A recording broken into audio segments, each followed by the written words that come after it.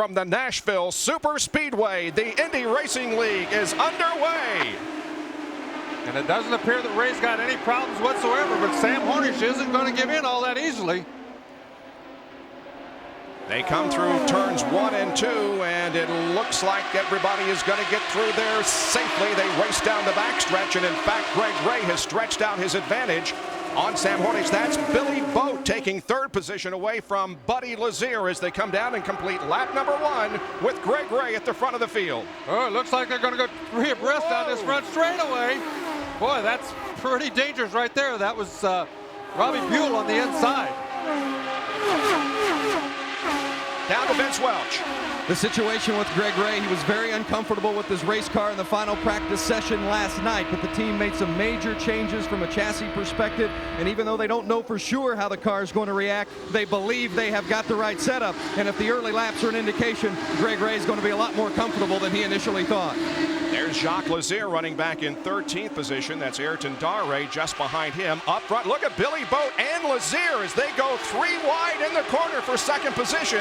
And Hornish goes from second to fourth as Lazier grabs second and Boat moves to third. Wow, what a pass. We talked about it being hard to pass, but they both got a big draft, and it looked like the third guy in line got the best draft of all and allowed him to go around both of those guys. When you come to an Indy Racing League event, it doesn't make any difference what kind of track they perform on. They put on a good show. They're passing and going 3 wide already on board with Buddy Lazier there for a moment.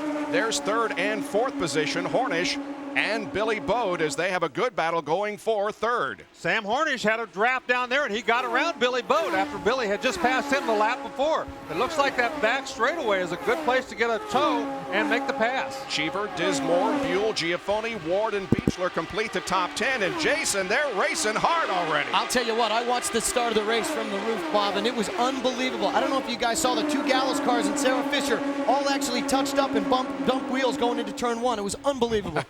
Lazier has gained the most positions here in the early going, 4. So has Ayrton Darre. Didier Andre up 3 spots. Giafone and Jacques Lazier have each moved up 1.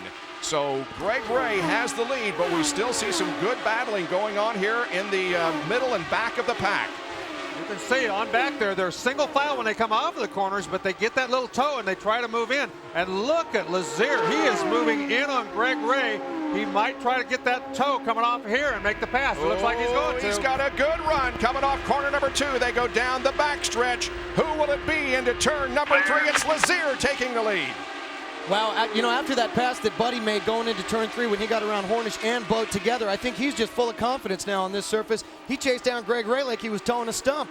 And at the line, we see the fastest car on the racetrack, not surprisingly, is Sam Hornish. But look who's second quick that lap. Mark Dismore, and third quick was Ayrton Darre. And I'm reminded that Ayrton was a lap down in the early part of the race, but is back on the lead lap. And here he closes on Dismore and had a notion, but backed off.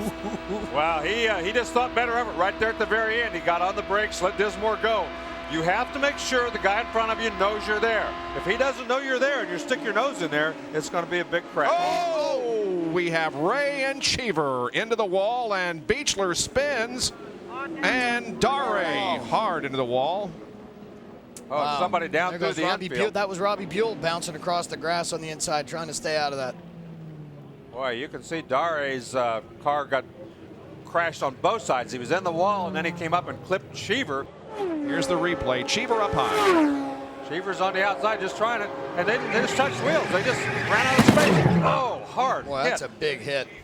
And look at Darre. Went up over the wheel. Wow. Holy cow. Looked like Darre and Dismore came together, and all of a sudden Darre was airborne. I think Dismore saw the crash, got out of it. Darre didn't see it, and almost got upside down. Man, oh man. Again, side by side, one of those things where nobody gave just a little bit, and they both just touched wheels. They went up into, that wasn't a hard hit. Wow. Darre is the one that had the hard hit, upside down and hard into that outside fence. Boy, he went for a ride. That's a scary moment. Here we are on board with Cheever. He shifts gears right there. He's about 3/4 of the way around when he and Ray just touched wheels. Ray's right front got right in front of the left rear. Now watch, there goes Darre. Great. Uh-oh, Hornish was on the outside there. Boat went to the inside. Hornish in a hurry to get back up in that lead after having that bad pit stop. But he's going to fall back in fifth spot. Buddy gets into single file, going around the corner. Billy Boat actually got a great jump on that restart and got around Scott Sharp and took second position away from him. That was a great restart by Billy Boat. And Hornish looking to the inside of Jacques Lazier. Hornish up to 5th. Well, it'll be interesting to see how impatient this young man is. Look at Billy Boat. Talk about impatient. Oh, and he takes the lead. Great pass.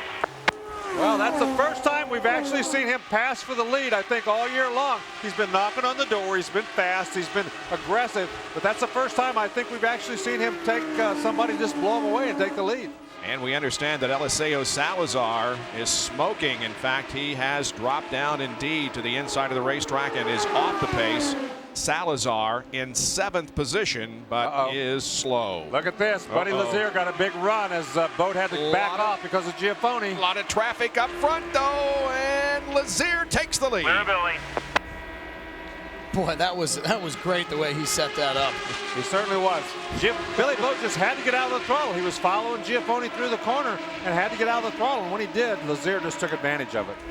This time around, Buddy will get the white flag. One more lap to go. There it is.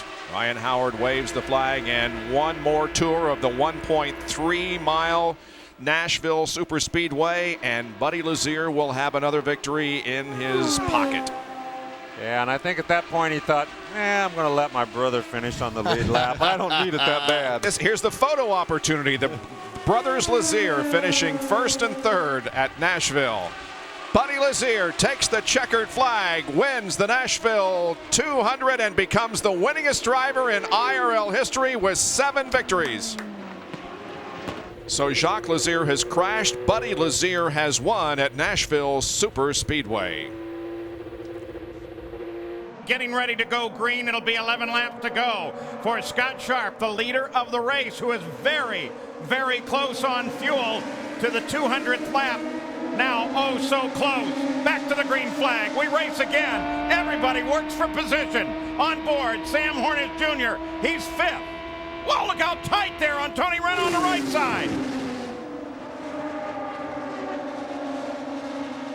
Ends up going safe. Here comes Barron. He's trying the leader. Alex Barron takes the lead from Sharp. Both of these cars light on fuel, though. Perfectly timed, Paul. A nice move. A nice run off of corner 2. Got the draft going down the back straight. Slipstream and caught him underneath. Richie Hearn and Sam Hornish. Hornish gets around Hearn. Hornish now to 4th.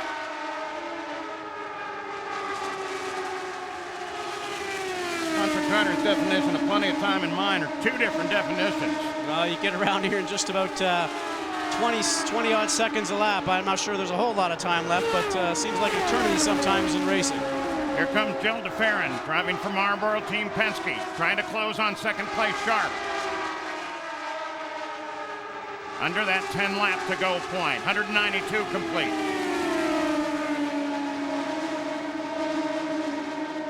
Hornish coming in there on DeFerrin.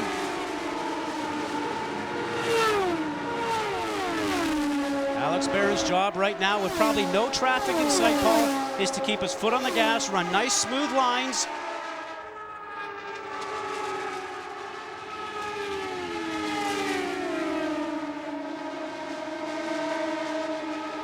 Barron's railback car almost a full second ahead of this fight now. If you've just tuned in for Baseball Tonight, join us for a few minutes here of some great racing, the closing moments of the Firestone Indy 200. You're watching the battle for 2nd place. Sharp, DeFerrin, Hornish. There's the leader, Alex Barron, railback car.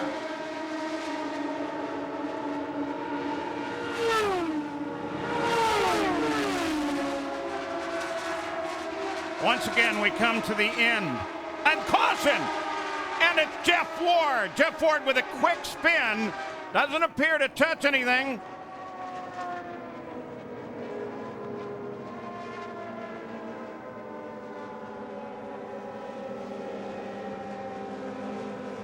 The yellow flag comes out as the leaders go flying past. He starts to pick it, looking for the green flag. Green is out. Go. Green. He gets a nice restart. DeFerrin comes in trying to work on Sharp for 2nd. Sharp takes him all the way down to the asphalt on the inside.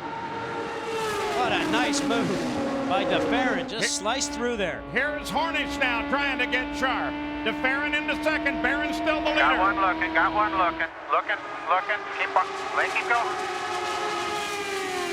Alex Barron is still leading and pulling away. Alex Barron now sees the white flag. 1 lap to go. This is great. California Jason Barron from Southern California. His owner Larry Blair from up in the north, south of San Francisco. And Ferran cannot catch a flying Alex Barron. It's terrific. Ferran has taken the win. He becomes the 4th first-time winner in 5 races. Bring it in the pits, Alex. Just bring it in. 1.8, 6 to go. Next time by. One small error, and that space would certainly be taken up. This is a sort of track. This is a handling track, a very precise racetrack. And we're going to go yellow for Buddy Lazier. Oh, man. Now, what will they do? Could you get away without rolling the pace car? They caught it. Well, the pace car has probably already been dispatched. Yeah, it's on the roll. Johnny Rutherford's got it down in turn 1. So that means they gather the field. Well, you're still going to get a rolling finish in here at speed. There's the go zone. We've got those yellow verticals in there for you. Yeah, there's one there and one there. And the drivers have cones marked on the track, and they actually know exactly where it is. They're coming into it right now. Green. There goes to Ferran. Dixon goes with him. Clear by 4. Clear by 4. Clear by 5. Clear by 5. Radio contact for Gilles as Castro Neves makes a move underneath Weldon. That clear by 4, clear by 5 tells him how much of a lead he's got. Castro Neves gets around Weldon.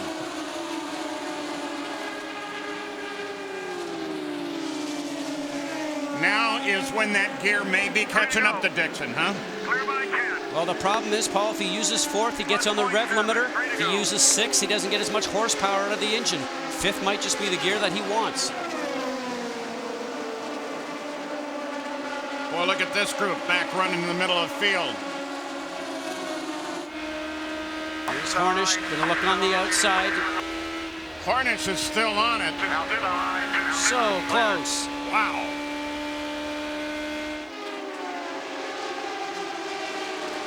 All the drivers know that if you make one small mistake right now, kill your momentum in that group that's in the back, they could lose 2 or 3 spots. Gilles Ferran is looking good. The yellow flag comes out. And Lazier again is the report. We'll check and make sure. White flag comes out. We're going to finish this one under the yellow flag. And Gilles Ferran is going to take the win for Roger Penske. So Gilles Ferran bringing the speed way down, about 80 miles an hour, runs for the checkered flag. And there it is. Career victory number 4 in the IRL. And now Tony Kanaan, as the green comes out, taking a hard look at Weldon. Looks to the outside. Hornish starts in behind Weldon and then comes out around Kanaan. What a bold move by Bell, right down on the lower lip of the track. And he stays down there too. Danny gets torched way high. Now Castro Neves is looking. Look at Mira. He's in the middle of all this too. And Bell got caught on that because he had to turn around and get out of the throttle because of Weldon. Jackaroot. Paul, there's a problem with Vitor Mira's car. It seems to be stuck in 4th gear. Not a gearbox problem, they say, as much as the gear lever itself. The lever won't move at all. So this is a tough break for Mira, the teammate to Buddy Rice. And Jeff, they think Danny Weldon may have a flat right rear tire. He just said, I think the right rear is going down, so they're getting ready in the pits to possibly bring him on pit road. Oh, look at it. The right rear just totally went away. And remember how long they'd been out on that. No yellow. Now they bring out the yellow flag. On the backstretch, it'll be white flag out next time by for Tony Kanaan. Hornish is right there. 1 to go. One to go now. Tony Kanaan. If Hornish is going to make a move, it will have to be at the end of this long backstretch. Watch for him to slice underneath, and he moves to the high side, drops back in. Now Hornish going to try down to the inside. What some blocking going on by Tony Kanaan. And Tony Kanaan keeps him back, finishes ahead of Hornish, Castroneves, and Manning.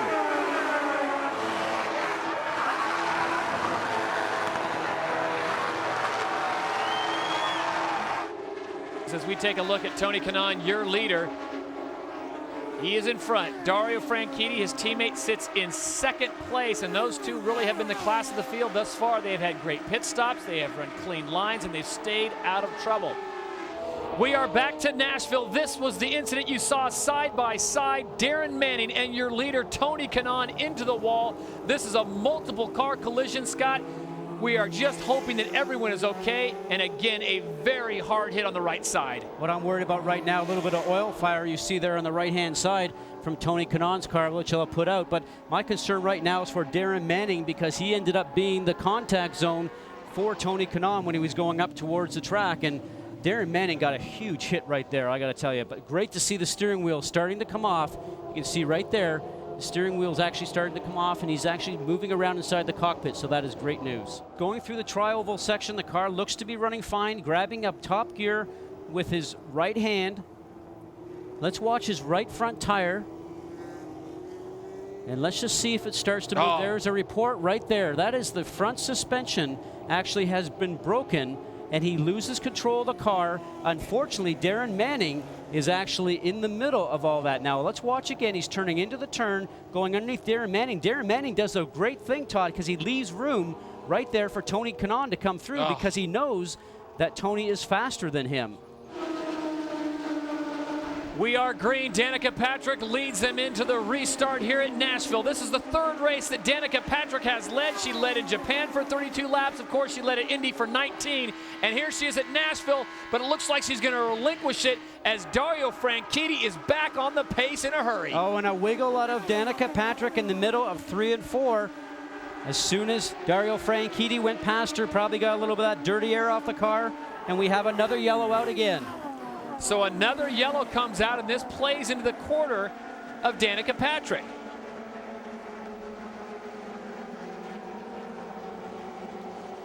So another yellow for debris. And it looks like a flat tire right there on the left rear tire of Ryan Briscoe.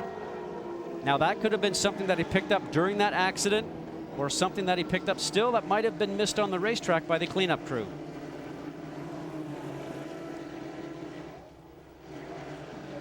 His car's on the high side. Oh, right, there you go.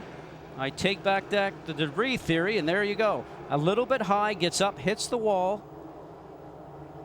Looks like watch this. Looks like one of the Red Bull Cheever cars came up right on him. He's just getting pushed up to the front. He's got the front end going, and then all of a sudden, there you go.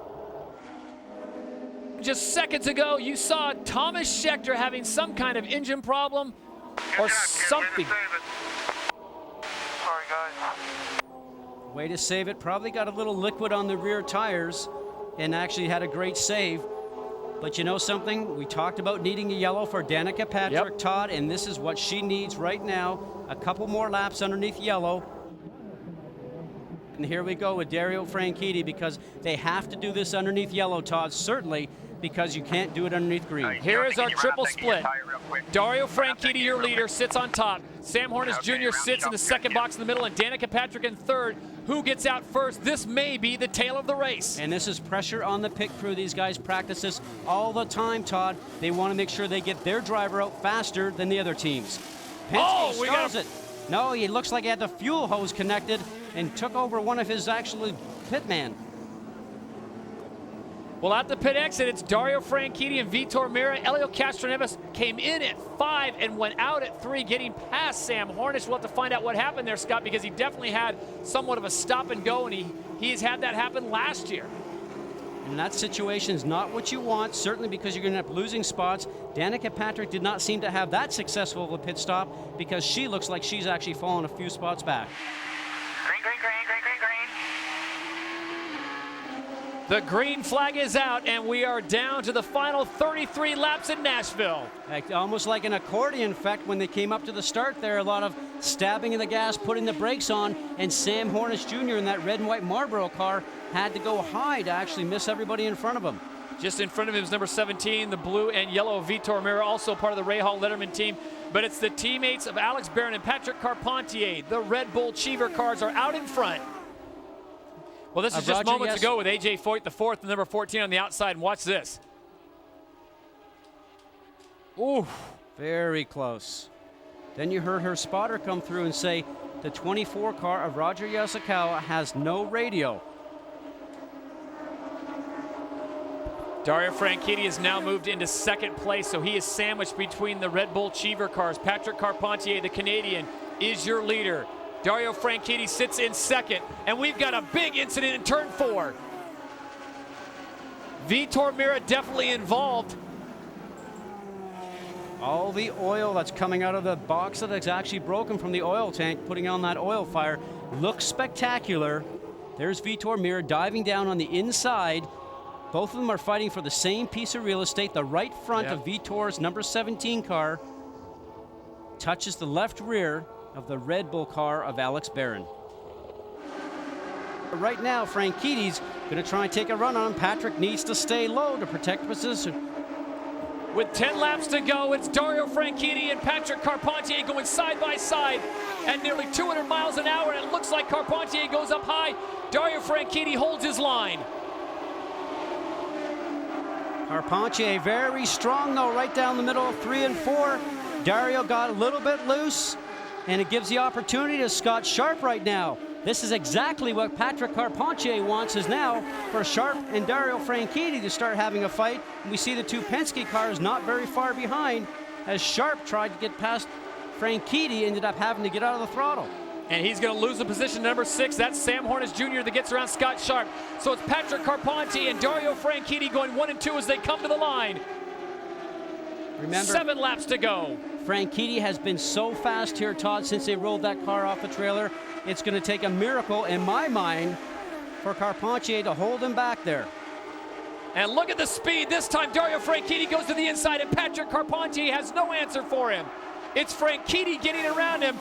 And give the credit to Dan Weldon. He called it 2 laps, and Dario Franchitti would get the pass done.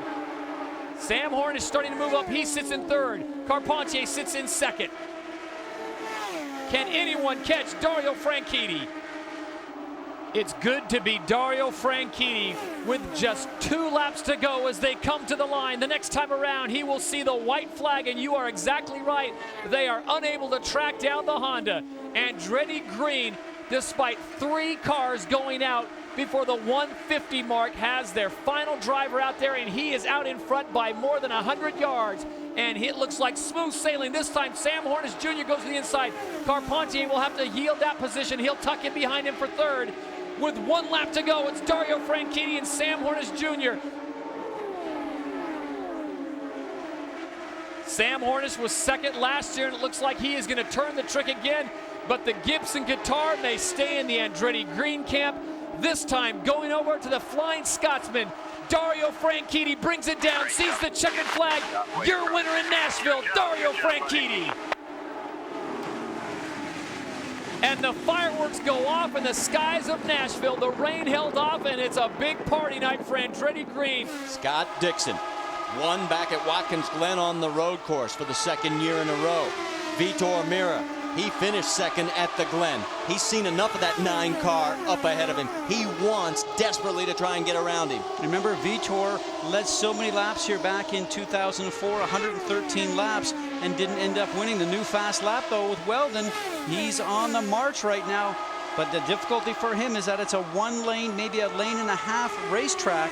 Very difficult to pass people, whether it's a competitor in front or in traffic. Right now, it doesn't look like they're going to have any situation with traffic here to the end.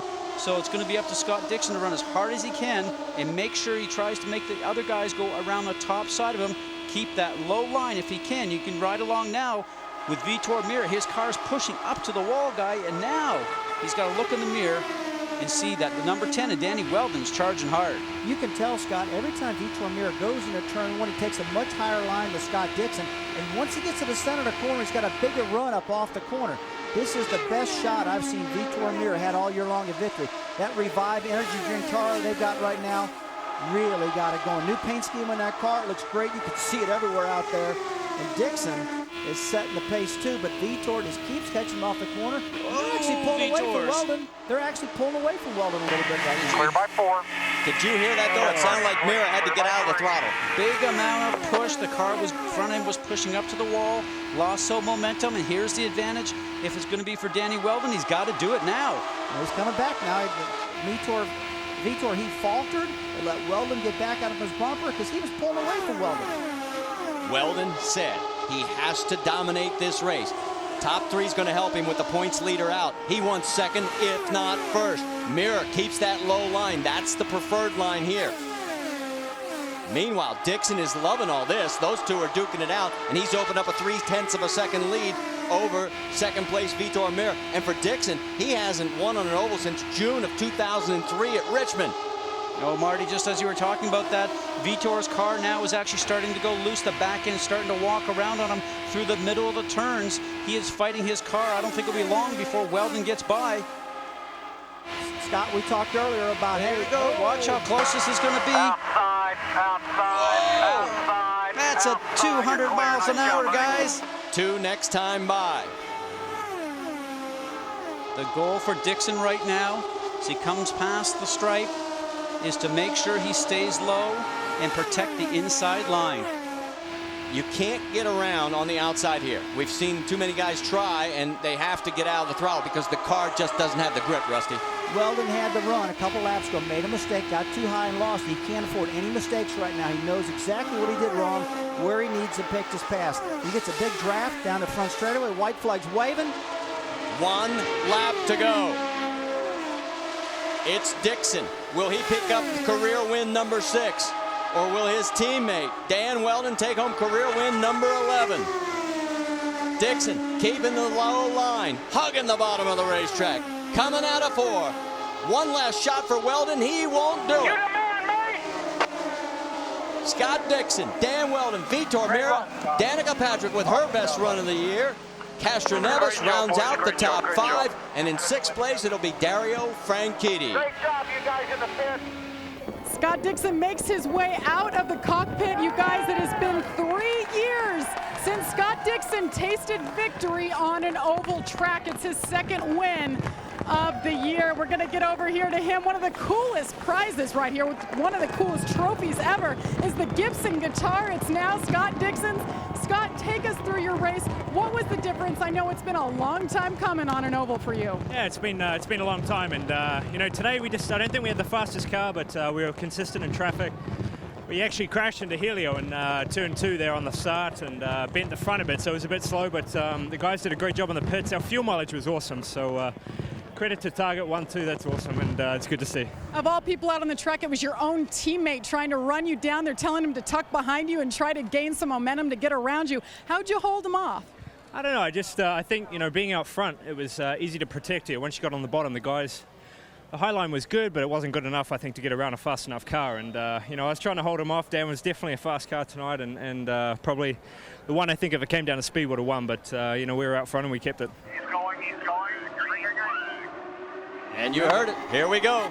We'll have 5 laps to go, this time by. And probably the most interesting race in the track right now that 2 drivers are close to each other would be Danica Patrick and Scott Sharp, and also Hornish. And right now it looks like those guys up in the top part of our screen might have got together, because I saw Scott Sharp lose a lot of positions. Yeah, he got up in the gray and he had to get out of it. Here comes Danica tries to go under Carpenter. He slams the door shut. She has to back out. Here comes Hornish underneath her. Here comes Marco on the high side. This is all for position. Danica still has the preferred low line, and Carpenter still stays in front of all of them. 4 laps to go. Marty, I think what you said, and I agree with you. Boy, it'd be nice if those lap cars were out of the way and you just had that whole train of 6 or 7 cars running towards the green flag. Right now it is a green flag. It's green start, but checkered flag. And Scott Dixon, Dario Franchitti by 1.5 seconds. Then it's another 2.9 seconds back to third. And now it sort of has settled down again. So let's go back up and show you the margin. There's the lap vehicles back to Dario Franchitti. Next time by, it'll be 2 laps remaining. And throughout this whole race, what's ended up happening is that Scott Dixon, getting back up in front, has now led 103 laps versus the 86 or 88, excuse me, to Dario Franchitti. So he gets the 3 bonus points for leading the most laps in this race. So that helps towards his championship drive also. Yeah, and Mom and Dad are loving it too, as son Scott could be on his way to a back-to-back win. We're on the final lap. It's only the 3rd time, if it happens, in IndyCar Series history where we go from a road course to an oval with the same winners. Dan Weldon did it in 05, Elio in 06, and coming out of turn 4 with his 8th win of his career, 2nd consecutive win. Great run today, man. Scott That's Dixon. Good job. Awesome guys, awesome job. That's fantastic. The pits have opened, and Tony Kanaan takes from the race lead and comes into pit lane. 6.4 seconds later, he is back out. Now, we can tell you Scott Dixon stayed out. Now, it has been 46 laps since he and his teammate Dan Weldon pitted. Coming out of the corner, and yes, the green flag flies. Green. There'll be 48 to go this time by. Looking a little bit further back, that's Tony Kanaan. There's Danica Patrick being passed by Elio Castroneves on the high side. So Castroneves gets a great restart. He's alongside TK, and oh, they almost touch. Oh, he makes his move going through there, what I like to call the, pardon me, excuse me, coming through. But usually Tony Kanaan is the most aggressive guy on a restart, but he was surprised by his boyfriend, the guy he had back in karting days. Those guys just continue to go racing throughout their careers, and he was surprised by that. They might have some words after that. Jack? Marty, before the green came out, Tim Cindric and Elio Castroneves had a little discussion. They said, you know, we can win this if we take some chances. Tim said, Elio, what do you want to do? He says, let's take some big chances. Wow, what a wobble that was. Yeah, and this goes back to the restart. There was a big jam up. It looked like everybody checked up, and this may have cost a few people, and Elio not being one of them as he took advantage and shoots up to 3rd. Let's go back.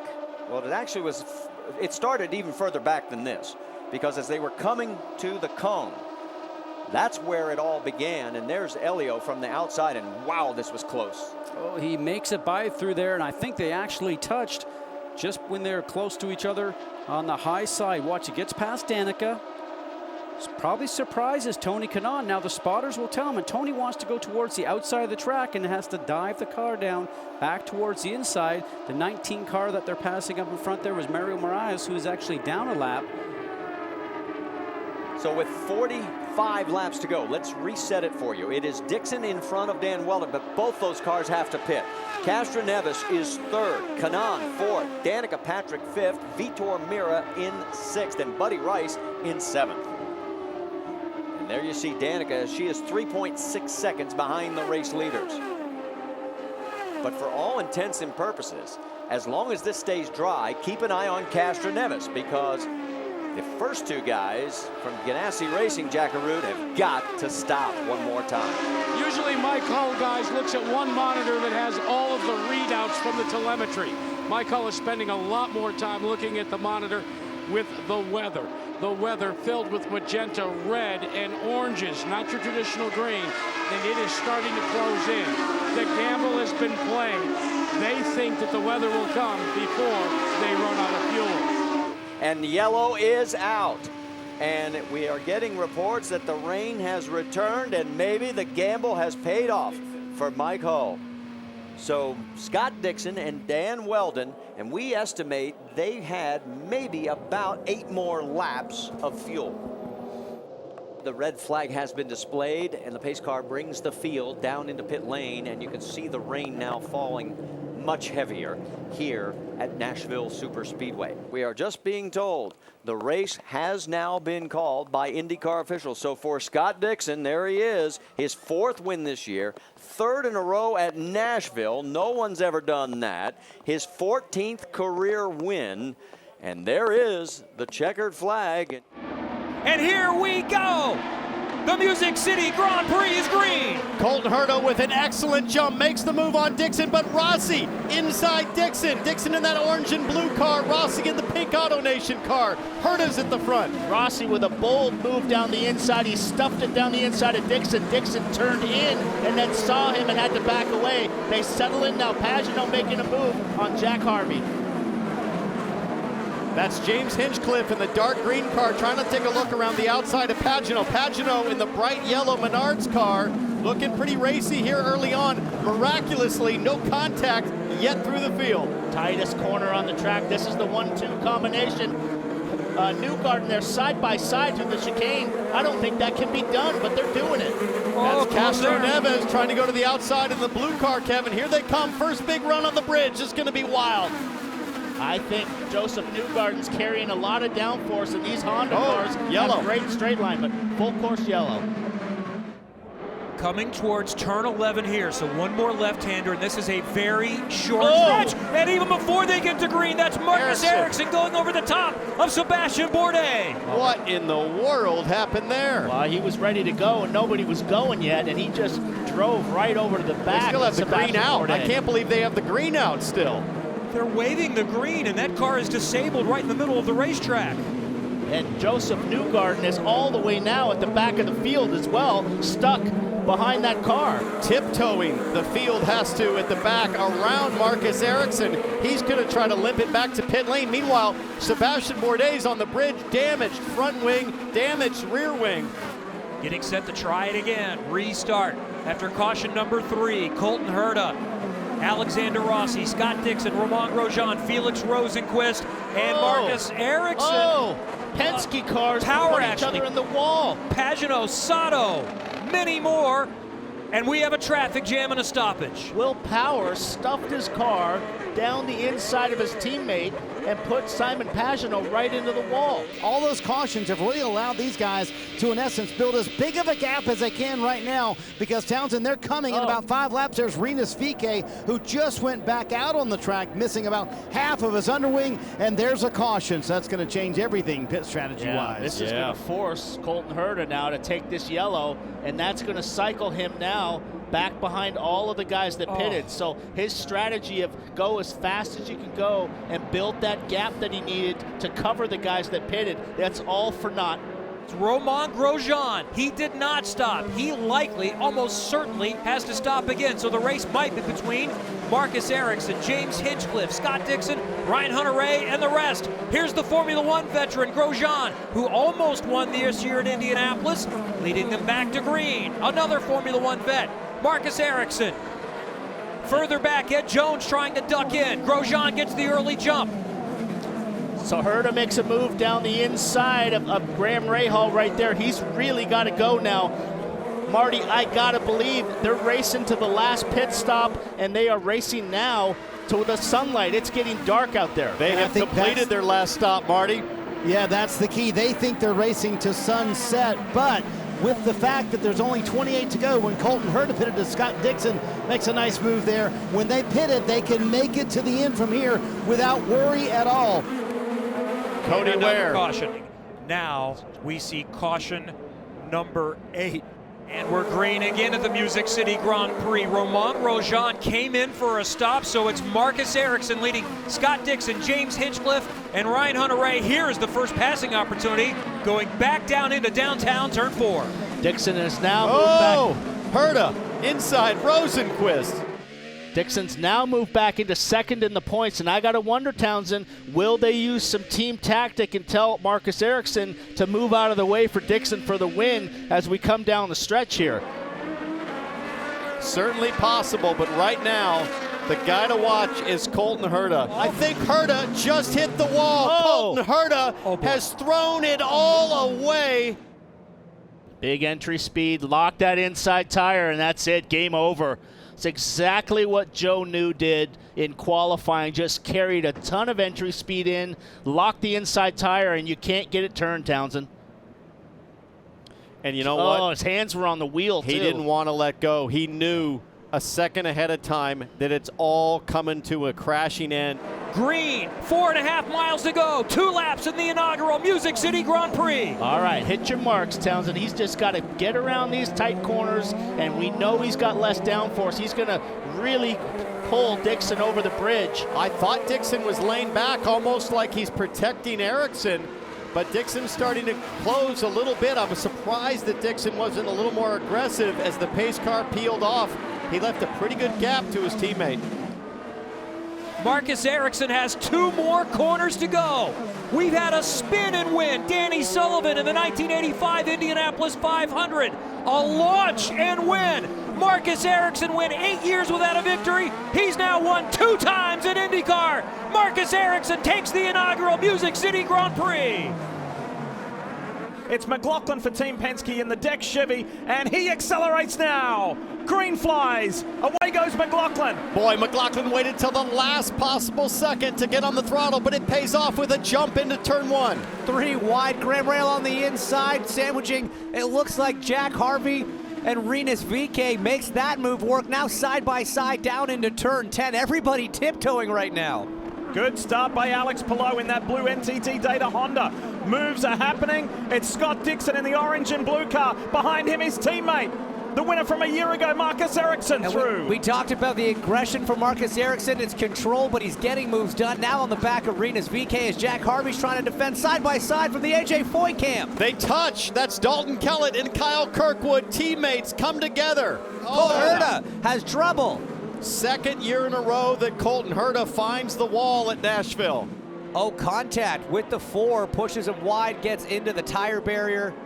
As, Graham Rahal has contact. Oh, and Pato O'Ward is there as well. This is going to bring out a caution. Oh, way more drama. Dalton Kellett, Callum Ilott. I think the track might be blocked. You see Callum Ilott there stopped ahead. Look at the top of your screen. So Will Power gets sideways, slows down Pato O'Ward, who loses the drive. Graham Rahal's already done the damage to his front wing, but further back, there's another blockage unrelated to these two. See what happened here. Oh, Graham Rahal actually hit Pato O'Ward into Will Power. That's what caused Will to, that explains the loss of drive from Pato O'Ward, the gearbox at the back of the car there. Same issue here. That's Pato's view. As Graham Rahal got into him, he got into Will Power. And Rahal just fighting it to try to get back and loses it. We are getting ready to go back to racing. It's Alex Palou and Simon Pagenaud, and then rookie David Malukas. Here we go. There's a rookie in Kyle Kirkwood working hard on Jimmy Johnson. He's got an inside run and gets him. Joseph Newgarden trying to make it 3 wide into turn 9. Thinks better of it. A little contact. We see Rossi and Callum Ilott get together, go to the runoff. Ilott with a flat right rear. He pulls off the track. Rossi continues.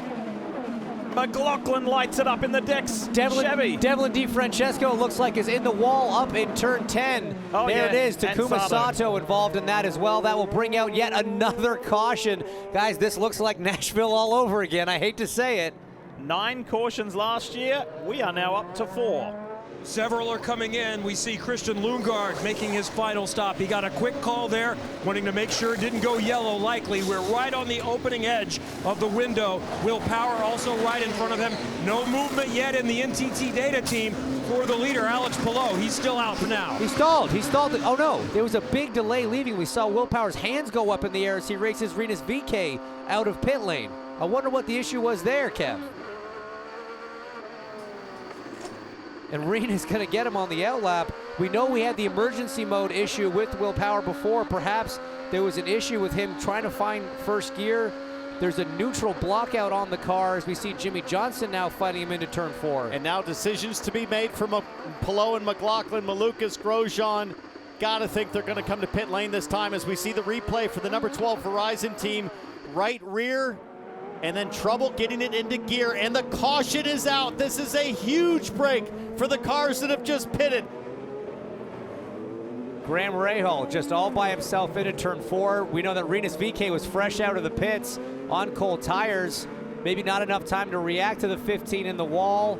You see the both fronts lock up. Will Power was so lucky to avoid that. Wow, and Jimmy Johnson as well. But look at that blue and orange PNC car. That is Scott Dixon with an ear-to-ear smile. He knows what a massive stroke of luck he has just been dealt here. There's the green. Away he goes. A few cars out of line. I look at Kyle Kirkwood. That one's going to be under investigation. You see the 06, of Simon Helio Castroneves lap car in between Scott Dixon and Joseph Newgarden. Everyone gets through 9. Boy, and look who's buried in the pack. The boys on pit road mentioned that Scott McLaughlin has got to do some digging, some big digging. Oh, look at this, Kirkwood. 3 wide. 3 wide. Kirkwood on the inside. Kirkwood with a kiss of Harvey, who gets into Colton Herta. Now Herta's teammate Grosjean in the yellow and red car up the inside. Is Herta going to let off?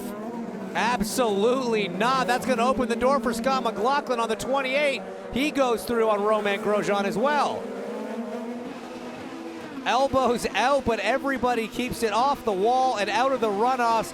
We are still green. Alex Palou under big threat from David Malukas. This is an unbelievable day for David Malukas. He has put his name up in lights here today in Nashville, Tennessee.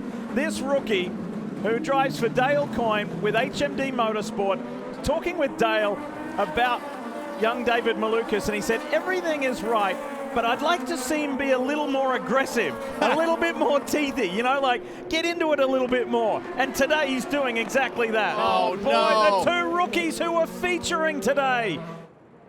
Kirkwood goes for the move on the inside. Oof. With 11 laps to go, let's go here in Nashville, Tennessee, to see if we can finish off this big machine, Music City Grand Prix. There's the green. Here we go. It was a great lineup and a late green flag, but a great jump from Scott Dixon out front. Big moves, McLaughlin on Herta. A lot of wheel checking going on. Grosjean goes off the back of his teammate Colton Herta. Rossi's in the mix. Ericsson on the inside of Herta now. Grosjean's going to get him down into turn 11. Does he have maybe a bit of a problem? Oh, and Grosjean goes for another one. Marcus Ericsson. Great move, and then Herta's able to pay it back on Ericsson. Somebody said tire pressures. I'm guessing somebody might have a tire going down. Is that Ericsson? Does Rossi have it? So much side-by-side contact that's happened in the last few corners, it's tough to know. Great move from Romain Grosjean to get himself into the top 5. You see that damage on the front of Alex Palou's car. He's going to be Romain's next victim. But all clean up front for Scott Dixon. They have 10 laps to settle in here, study each other, and try to make something happen. Here comes Newgarden. On his teammate, and Harvey lines up for a shot as well. It's 2 Hondas leading a Chevy. Scott Dixon of Chip Ganassi Racing, Christian Lundgaard of Rahal Letterman Lanigan Racing, and then Team Penske's Jimmy Johnson. He had a big crash here last year, and he's had one this year. Boy, the back end started to go really early there. Yeah, on the bumps, upset it. That's a big hit.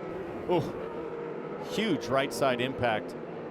We're ready to go racing with just 5 laps to go, and Dixon blasts away. Dixon didn't hang about. Oh, Rossi does not want to let Newgarden by, but Newgarden's going to be able to force his way. Look at Newgarden pass 3 cars in 1 corner. Oh, and Grosjean is in the wall. He didn't get all the way past Romain Grosjean, and contact sends the 28 into the wall. That is devastating. Newgarden got a great jump. Alexander Rossi and him running into each other a bit, and he launched from behind the 27, trying to go by the 26 and 28 all in one go. He was there, James. He was all the way up alongside Grosjean. I just can't tell what happened after that. Here we go. Let's see this angle. I don't know, man. I think the 2 went in with a little bit too much speed. You know, there's no way Romain saw him coming. He was 3 cars back when Romain turned in. Look left. Oh man, he was there. He was there, but he moved into him. You know, I don't think Jose kept it tight enough. I mean, where could Grosjean go at that point? It's Nashville, though. It's Joe New's house. That's okay. No, I mean, listen. And the red flag flies down. There you go. Sorry to interrupt. There we go. And more problems for Marcus Ericsson in the number 8 Husky Chocolate Machine. Grosjean's waiting to get a look at Newgarden.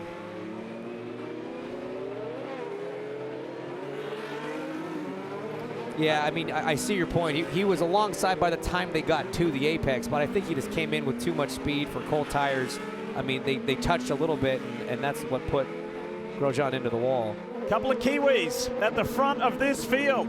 This is how McLaughlin followed Dixon home for that 1-2 in Texas. First time ever that two New Zealanders had finished first and second in IndyCar. Let's go! Look at Palou in the blue NTT data car on the inside of Lundgaard. An expert jump from Alex Palou to take that third position, and here comes Rossi and Herta muscling their way past the rookie Lundgaard. I'm getting so nervous watching all those cars drive through all the kitty litter on the exit of turn 9 here, but great job from Alexander Rossi and Colton Herta, both around Christian Lundgaard. He got by Newgarden with those fresh tires. Looked like Rosenqvist almost got into the back of Lundgaard as there's side-by-side contact. I think that's Will Power and maybe Castroneves or Pagano back there going wheel to wheel. 1 to go. You saw the white flag. They're on their way home. Less than 2 miles. Which New Zealander's going to do it? Is it Scott Dixon or Scott McLaughlin? They'll both be on the push to pass. They have plenty to burn. Scott Dixon got the advantage down into turn 4. There'll be no passing from here through at least turn 7. Maybe Scott McLaughlin could be brave into 8, but it's all going to be down into turn 9, Townsend. What kind of jump can Scott McLaughlin get off of this corner? The right-hander, how early can he get to power? He's had the best power down all weekend. A good, not great jump for McLaughlin, but he's in the draft, If. This is it. This is the opportunity for McLaughlin.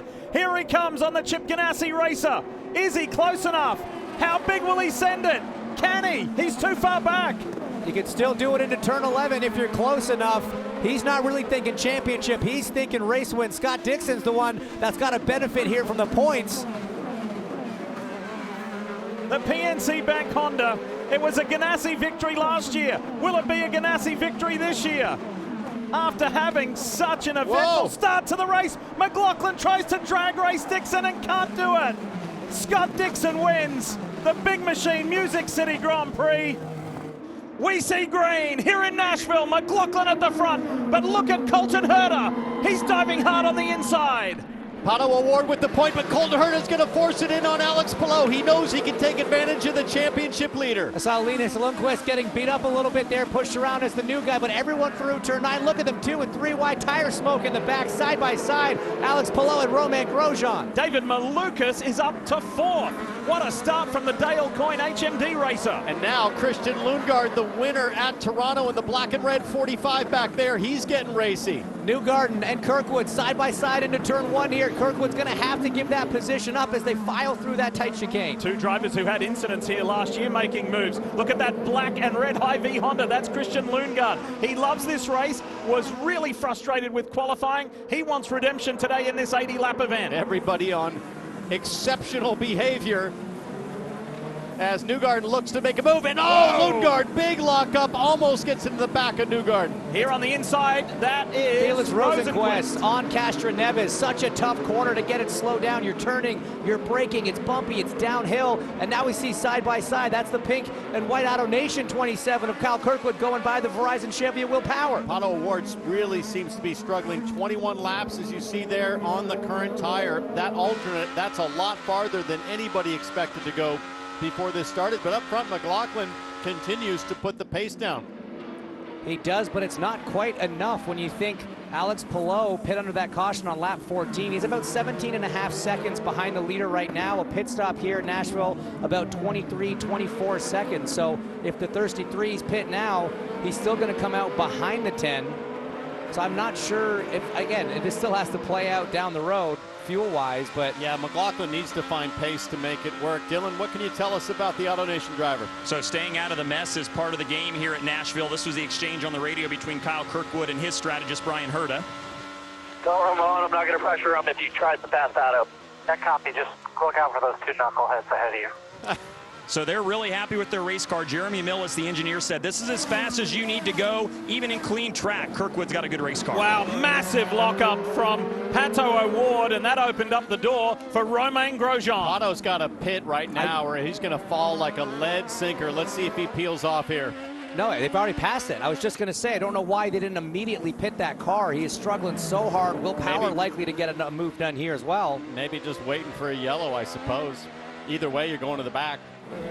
With Kyle Kirkwood right here in your pink and white car, right in the mix. Let's not forget him. Yeah, Kyle Kirkwood running so strong at the front. And Grosjean hanging tough. He gave the, here we go. Race leader is in, the Auto Nation on board. Kirkwood is coming in. Dylan, he's headed your way. And I think Brian Herta wanted him to stay out a couple more laps. Kyle said these tires are gone, and Brian was asking him to make the in-cockpit adjustments. They'll get off the alternates, go to the primaries. The lack of cautions has worked well for them today. We'll just see where they blend out here. It's going to be good to see where eventually, when McLaughlin comes back in, where he is versus Kirkwood versus Will Power and Grosjean, whenever Grosjean decides to pit, because that's going to be sooner rather than later. Hey, look at this. Look at this. Kyle Kirkwood, and there is the blue and white of Alex Palou. The 10 is on hot tires as Kirkwood comes out of the pits. That's a nice little gap, too, Townsend, especially with how much fuel the 10's got to save. I don't think he's really going to have anything to fight the 27. Oh, no, we have trouble. Linus Lundqvist down in turn 11, I believe.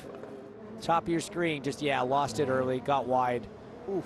And this is devastating for Newgarden, because if Palou was going to pit under green, he might still have to. Oh, boy, that's shocking. What happened there? He barely got offline. It just shows you with this much green flag running. Again, we've run more green flag in any of the other races we've done here. And I don't know that IndyCar is going to have time to send the sweepers out, so all those marbles will still be there, as another car has also had contact. That's the 30 of Jack Harvey in the Custom Entertainment.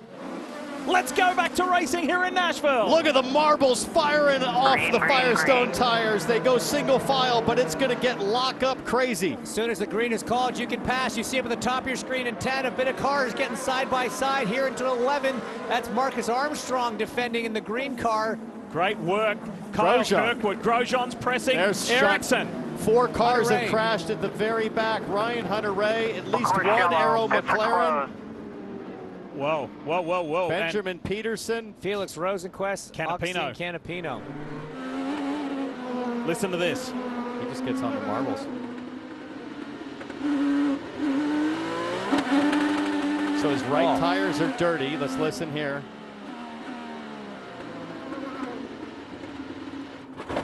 Yeah, there's just nothing he could do. The right sides were dirty. Look at the left front. And then he was turning in from the top. Did you notice Herta hit the wall? Ahead of him. Herta hit the wall as well. Yeah, but he's been doing that since the first lap. I mean, he got pushed wide there on the opening lap, so that's why he comes to pit lane, as everybody will, for the red flag. Red flag is out, guys. We are setting up for another Nashville showdown. This is almost identical to a year ago, and McLaughlin finds himself in a similar position. Kirkwood with a great restart, as he did the time before. Look at Newgarden. Newgarden just got into the back of Alex Palou. It was a kiss, but it was enough to say, I'm here. Try and unsettle him. Elio Castro Neves and Will Power right there. Callum Eilert, also Graham Rahal. Now Power on the outside of Castro Neves. I'm not sure that's going to work with how slippery that corner is. He's going to have to give it up. Eilert all sideways coming off 11. Here's the white flag. 1 to go, 2.1 miles. Can Kyle Kirkwood do it? McLaughlin appears to be closing. He's responded to that pressure from Palou. He's got his head down. He does not want to finish second 2 years in a row. Now Newgarden seems to be finding some pace further back, closing a bit on Palou. That distance between first and second was as much as 2.5 seconds after the restart. It's down to less than a second. Here comes Scotty Mack. This is not over yet. Palou hanging in there. Back-to-back podiums in as many races. The second race at Iowa, and here in Nashville, that's going to help sustain an 80-plus point championship lead. Last time over the bridge, out of 8, Kyle Kirkwood up through the gears. Just really call it 3 corners to go, 3 left-handers. You got to nail the brake zone, hit your apex, and if you're Scott McLaughlin, you're thinking, no, not 2 years in a row. Well, the first 2 races here in the Big Machine Music City Grand Prix have been won by Chip Ganassi Racing. It's going to be a different team winning this year.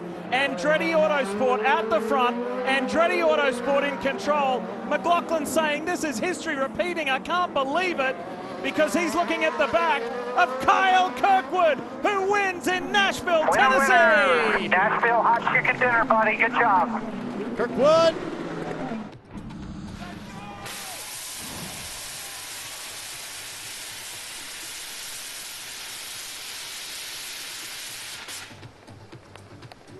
Kyle Kirkwood is one of the most decorated American drivers to make their way to IndyCar, winning championships at every level, and now he's showing us why he was so sought after. Win number 2 on the season, and this one took a lot of work. Tell me about trying to hold off a hungry Scott McLaughlin at the end. How did you do that? Man, I'm not sure, to be honest. He was so fast at the end. We were really good on just the initial lap. But right there at the end, man, they were so fast, and they ran me down just in that last lap. But I got to give it off to the 27 crew, AutoNation, Andretti, Honda. I mean, they played everything in my favor, to be honest. They gave me all the tools I needed. I really only made a couple passes on track, and they cycled me to the front on strategy, and we just made really smart decisions and hit all of our marks. So just a solid day for the 27 crew, no doubt. And from 8th. So I know win number 1 is always going to be difficult to top. But what's the significance of win number 2? Does it feel like validation that it wasn't just a one-time thing? No, I'm here, I'm for real. No, it definitely does. You know, last time I was here was not a very fun event. We were super fast, and I just needed some kind of redemption, and we got it here today. So it's super cool, and like I said, hats off to the crew because they did a phenomenal job as well. Andretti Autosport has been fast all year on street courses. They convert again. Kyle Kirkwood, a winner in downtown Nashville.